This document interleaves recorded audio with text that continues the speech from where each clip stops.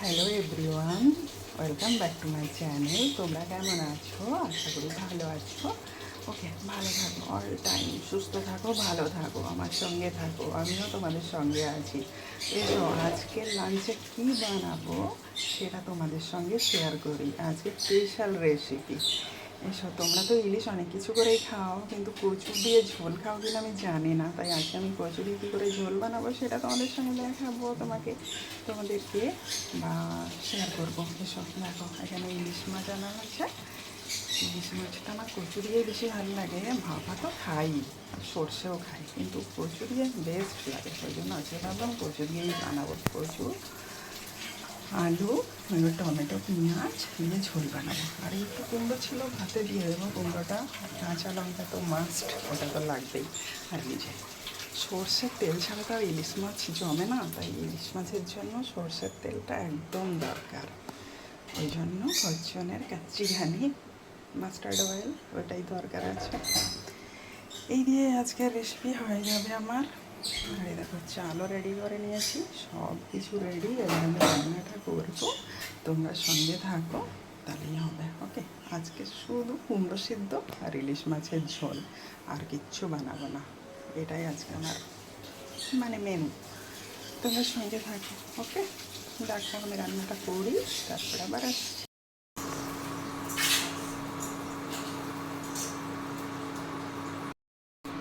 দেখো, মাছে নুন হলুদ মাখানো হয়ে গেছে, আলু কচুটাও কাটা হয়ে গেছে। ওটা একটু সিদ্ধ করে নিতে হবে, জাস্ট অল্প একটু সিদ্ধ করে নিলেই হবে।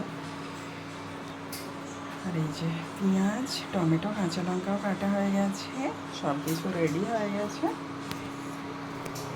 ভাতও বসিয়ে দিয়েছি, ভাত একটু কুমড়ো সিদ্ধ, আলু সিদ্ধ দিয়েছি, দিয়ে খাবে বলেছে সিদ্ধ সিদ্ধ। রান্নাটা হচ্ছে।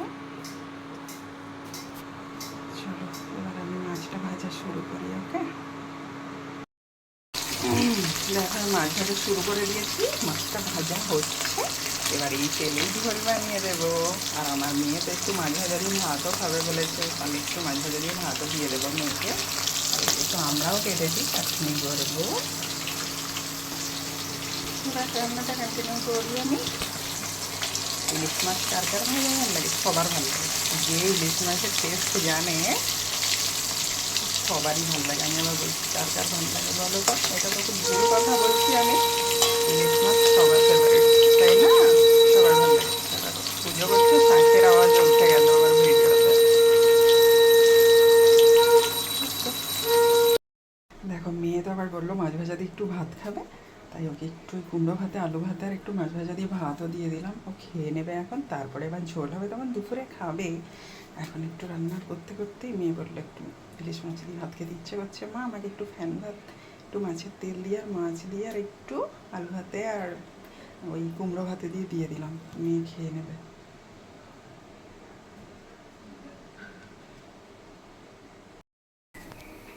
দেখো, কড়াইয়ে 5 ফোড়ন দিয়ে দিয়েছি, এবার পেঁয়াজগুলো দিয়ে দিল।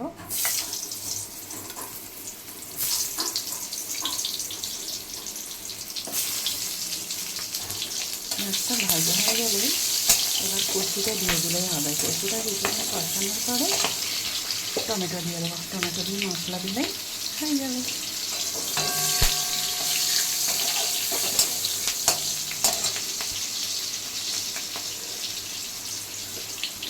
রান্না করার একটা প্রসেস থাকে, বুঝেছো? রান্না করাটা এমন কিছু কঠিন কাজ নয়, কিন্তু সেই প্রসেসটা যদি তুমি জেনে যাও তাহলে তোমার রান্না করতে কোনো কষ্ট হবে না।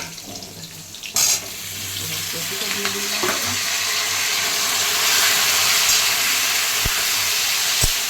কচুটা একটু ভালো করে কষিয়ে নিতে হবে। আচ্ছা,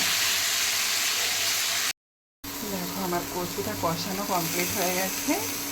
কচুর মধ্যে কী কী দিয়েছি তোমাদের প্রথমে দেখালাম, এবার বলে দিই কী দিতে হবে। দেখো, এবার কচুটা ভালো করে যখন পেঁয়াজ আর পাঁচফোড়ন দিয়ে কষিয়ে নিচ্ছিলাম, তারপরে এক এক করে এর মধ্যে জিরে গুঁড়ো, লঙ্কা গুঁড়ো আর হলুদ গুঁড়ো আর নুন আর টমেটো আর কাঁচা লঙ্কা আমি ভালো করে কষিয়ে নিয়েছি। এখানে বাটা মশলা কিছু ইউজ করিনি, কারণ বাটা মশলা কিছু দিলে ঝোলটা ঠিক ভালো টেস্টি হবে না। ইলিশ মাছ তো যত মশলা কম হয় ততই ভালো হয়। আর সারা বছর ধরো আমরা ইলিশ মাছ মোটামুটি বাজারে পেয়েই যাই, তখন তো দই ইলিশ, সর্ষে ইলিশ, ভাপা ইলিশ সব কিছুই আমরা খেতে পারি। কিন্তু কচু দিয়ে ঝোলটা কেন করছি বলো তো? কারণ এটা শুধু বর্ষাকালেই কচুটা একদম পিওর ভালো পাওয়া যায়। ওই জন্য আমি দেখলাম আজকে যখন কচু আর ইলিশ বাড়িতে এনেছে তখন আমি ঝোলই বানাবো। আর সারা বছর আমার সব কিছু খাওয়া হয়ে যাবে, কিন্তু এই বর্ষার সময় কচু দিয়ে ইলিশ মাছ, ওটা আমার ফেভারিট। ওটা তো আমাকে খেতেই হবে না? ওই জন্য তোমরা একদিন বানিয়ে খেয়ে দেখো, আর যে খাও সে তো জানো, যে জানো না সে একটু রান্না করে খাবে। আর এই যে সব কিছু দেওয়া হয়ে গেছে, এবার কী করতে হবে বলো তো? এবার শুধু এই গরম জলটা দিয়ে দিতে হবে। এই গরম জলটাই মেন, একটু ঠান্ডা জল কিন্তু দেবে না, ঠান্ডা জল দিলে এটা হবে না। এবার এটা যখন ফুটে যাবে তখন মাছটা দিয়ে জাস্ট নামিয়ে নেবে ফুটিয়ে আগে, তাহলেই কমপ্লিট। দেখো এবার আমার ঝোল কমপ্লিট হয়ে গেছে, একদম কচু সিদ্ধ হয়ে যাওয়ার পরেই মাছটা দেবে। ইলিশ মাছ তো বেশিক্ষণ সিদ্ধ করা যাবে না, ওই জন্য জাস্ট একটুখানি দিয়ে জাস্ট 1 মিনিট মতো ফুটে গেলেই নামিয়ে নেবে, তাহলেই হয়ে যাবে। আমার ঝোল কমপ্লিট হয়ে গেছে। ওকে, তোমরা একটু দেখো কেমন হয়েছে, কমেন্টে একটু জানিও, তাহলে আমার ভালো লাগবে। ওকে,